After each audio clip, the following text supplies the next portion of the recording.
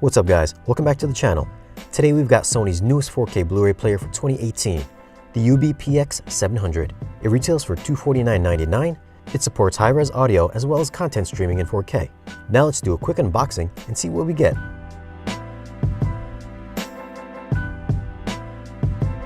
Inside the box, we get the power adapter, remote, batteries, and manuals. You'll notice it's a lot smaller than last year's UBPX800 player and about 5 pounds lighter. On the front of the player are the eject, power button, USB input, and disc tray. There's no LED display, but there is a green power on indicator.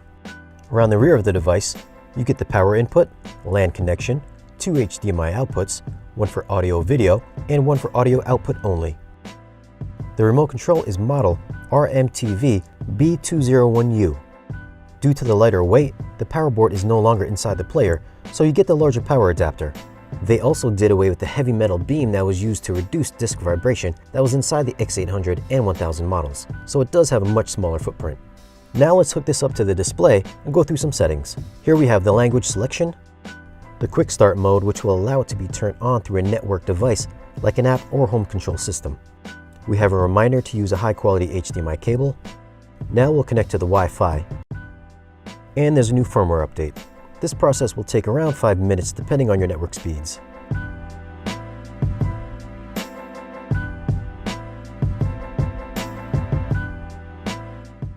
Now that that's done, let's check out some settings.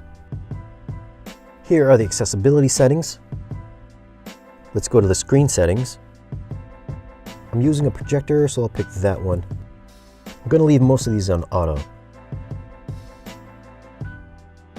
IP noise reduction for streaming. I'll keep it off so I can see what the stream actually looks like. Screen size settings.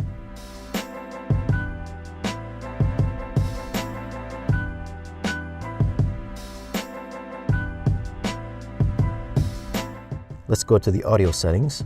This is already set up for Atmos and DTS:X output, so there's no need to change anything like you had to on the X800.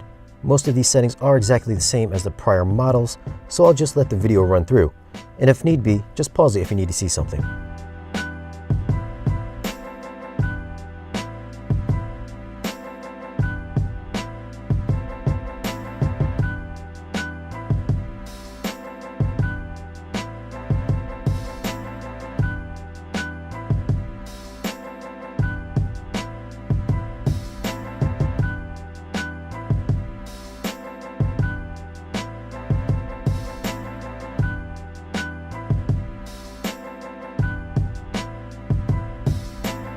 Okay, so now that that's done, let's test out a 4K disc. I'm going to use my go-to movie, Sully. Now hitting the display button gives you resolution info, audio track information, and bitrate. Video bitrate is also on the bottom as well. Hitting the option button gives you a sync option, and video settings to tweak your image.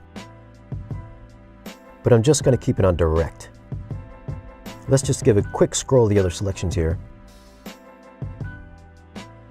Now I like to test out this scene because on some other players, LG, there would be some noticeable banding in the sky behind Tom Hanks.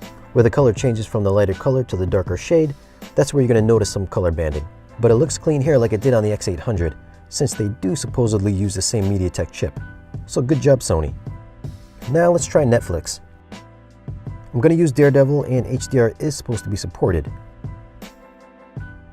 And as you can see here, it is in 4K and HDR is active. Now let's head over to Amazon. And my go-to is Red Oaks. It's a pretty funny show if you haven't seen it. HDR is supposed to be supported here too. And just like Netflix, it is in 4K with active HDR. Now let's head on over to Vudu. Let's pop on Blade Runner 2049.